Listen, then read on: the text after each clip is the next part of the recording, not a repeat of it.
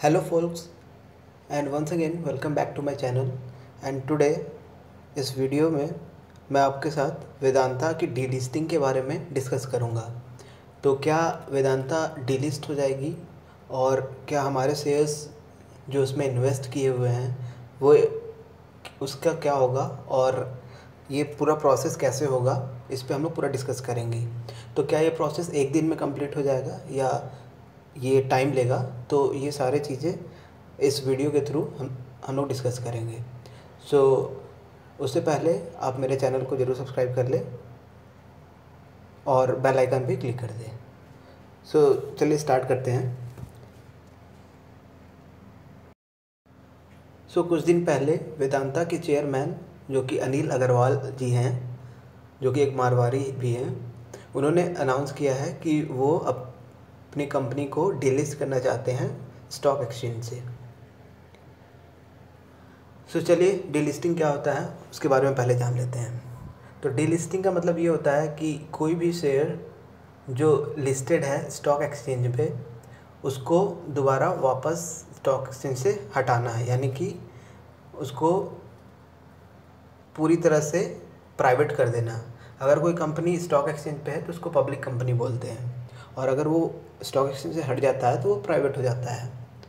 सो वेदांता के चेयरमैन उसको प्राइवेट करना चाहते हैं।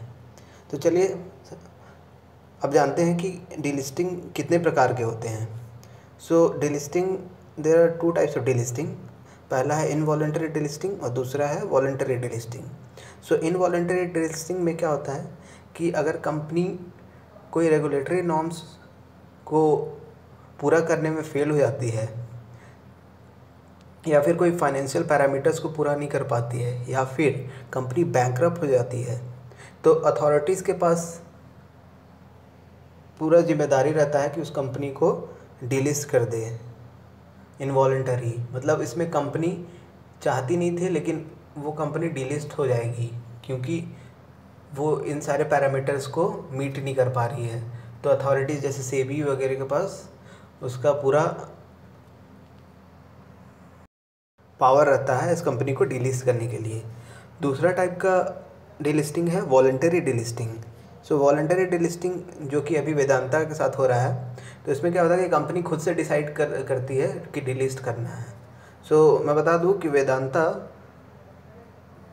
दो टाइप के इन्वेस्टर्स इसमें हैं। सबसे पहला प्रमोटर्स जो कि 50.14% स्टेक होल्ड करते हैं इस कंपनी में।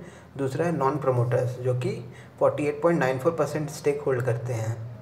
सो ये जो नॉन प्रमोटर वाला स्टेक है ये कंपनी दोबारा वापस लेना चाहती है। इसका मतलब ये है कि इसके जितने भी शेयर्स हैं वो कंपनी दोबारा ख़रीदना चाहती है अपने शेयर होल्डर्स से। तो ये करीब 33,194 करोड़ का के आसपास बैठता है ये पूरा। तो इससे पहले बता दूं कि वेदांता ऑलरेडी अपनी एक कंपनी जो वेदांता रिसोर्स लिमिटेड था, जो लंदन स्टॉक एक्सचेंज पे लिस्टेड था, उसको डिलिस्ट कर चुकी है, जो कि ये पेरेंट कंपनी था वेदांता लिमिटेड का।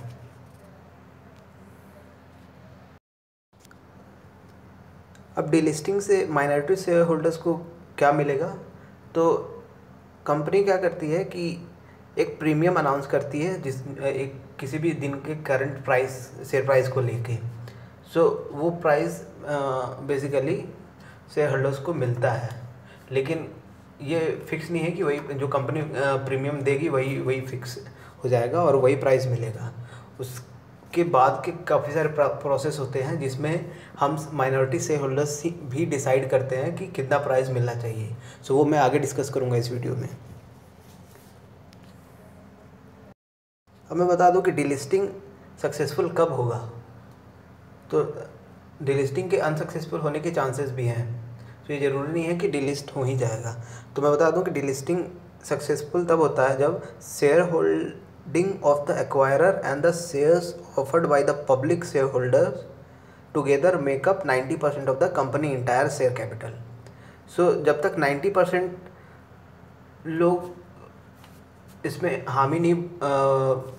हाँ नहीं बोलते हैं तब तक कंपनी डीलिस्ट नहीं होगी। इसका मतलब ये है जितने भी शेयर होल्डर्स अभी वोटिंग होगी और उस वोटिंग में अगर 90% लोग हाँ कर देते हैं तो कंपनी डीलिस्ट हो जाएगी, और अगर उससे कम हुआ तो फिर कंपनी डीलिस्ट नहीं होगी।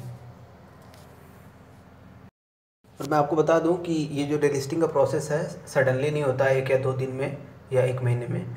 इसमें काफ़ी लंबा टाइम चलता है, पूरा मीटिंग्स होते हैं, कई सारे मीटिंग्स होते हैं। और इससे पहले बता दूं कि एसआर ऑयल जो आप जानते होंगे कि अब नयारा एनर्जी हो गया है, तो एसआर ऑयल डिलिस्ट हुआ था अभी कुछ साल पहले।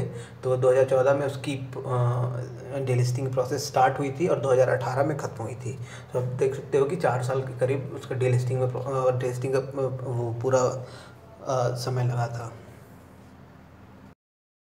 अभी के लिए वेदांता लिमिटेड ने एक इंडिकेटिव प्राइस जारी किया है जो कि 87 रुपये 50 पैसे है।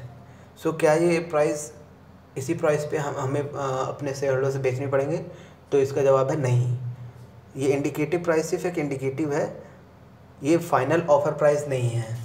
जैसा कि मैंने आपको पहले बताया कि फ़ाइनल ऑफ़र प्राइस के लिए एक पूरा प्रोसेस है। तो चलिए अब फाइनल ऑफ़र प्राइस को कैसे डिटरमाइन करते हैं उसके बारे में डिस्कस कर लेते हैं।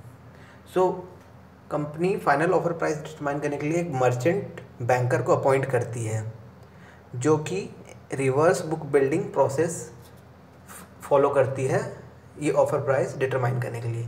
सो अब रिवर्स बुक बिल्डिंग प्रोसेस क्या है? ये एक मैकेनिज़्म है जिसके थ्रू कंपनी बाईबैक करती है अपने शेयर्स को फ्रॉम द पब्लिक, और इसके थ्रू कंपनी एक प्राइस डिस्कवरी मेथड अपनाती है जिसमें प्राइस वो अपने शेयर होल्डर से पूछती है कि आप कितना प्राइस में चाहते हो अपने शेयर्स को बेचने के लिए। तो इसका मैं आपको प्रोसेस बता देता हूँ। सो इस प्राइस डिस्कवरी मेथड में जो भी माइनॉरिटी शेयर होल्डर्स होंगे वेदांता लिमिटेड से, उनसे बिड्स लिया जाएगा, और इस बिड्स के थ्रू जो मर्चेंट बैंकर है वो फाइनल प्राइस डिटरमाइन करेगी, जो कि नॉर्मली जो मार्केट प्राइस से है उससे ज़्यादा ही होता है। मार्केट प्राइस से ज़्यादा पे ही सेट होता है वो वाला प्राइस। सो मैं उससे पहले बता दूं कि वेदांता रिसोर्सेज जब डीलिस्ट हुआ था लंदन स्टॉक एक्सचेंज से, तो उसकी प्राइस 27% हायर थी उसकी जो जिस दिन का प्राइस उसको लिया गया था उस दिन से। कुछ पॉइंट्स डिस्कस कर लेते हैं कि क्या रीजंस होते हैं डीलिस्टिंग के। तो सबसे पहला और मोस्ट इम्पॉर्टेंट रीज़न है कॉर्पोरेट सिंप्लीफिकेशन। सो सिंप्लीफाई करना चाहती है अपने प्रोसेसेस को ताकि कोई स्क्रूटनी न कर पाए उसके इंटरनल प्रोसेसेस में।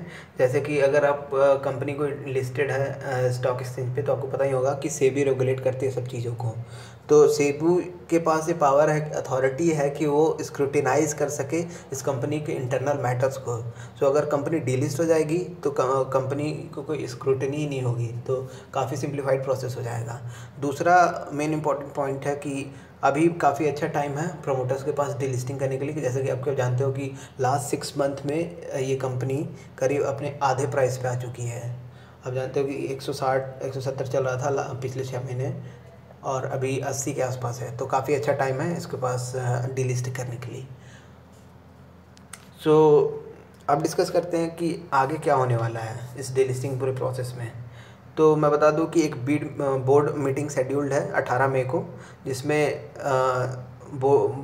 जो बोर्ड ऑफ डायरेक्टर्स होते हैं वो अप्रूव या डिसअप्रूव करेंगे इस डीलिस्टिंग प्रपोजल को after taking into account various factors. So काफ़ी सारे फैक्टर्स को देखेंगे, ड्यू डिलिजेंस करेंगे। उनकी जो एक मर्चेंट बैंकर अपॉइंटेड है वो एक ड्यू डिलिजेंस रिपोर्ट दिया है पूरा, तो उसको ये एनालाइज करेंगे और उस पर एक डिसीजन लेंगे। फिर next the company require approval of minority public shareholders by way of special resolution. So एक स्पेशल रेजोल्यूशंस ऑर्गेनाइज किया जाएगा जिसमें माइनॉरिटी शेयर होल्डर्स से उनको पोस्टल बैलेट के थ्रू वोटिंग करवाया जाएगा, जिसमें एटलीस्ट 2 टाइम्स वोट चाहिए in favour of delisting proposal. So इस स्पेशल रेजोल्यूशन में 2 टाइम्स वोट्स चाहिए होता है डीलिस्टिंग के लिए। सो इसके बाद अगर 2 टाइम्स वोट्स मिल जाते हैं तो कंपनी डीलिस्ट करने के लिए तैयार हो जाएगी, और जो प्राइस मर्चेंट बैंकर ने फिक्स किया है बिड्स लेने के बाद, उस प्राइस पे लोगों से शेयर वापस ले लिया जाएगा।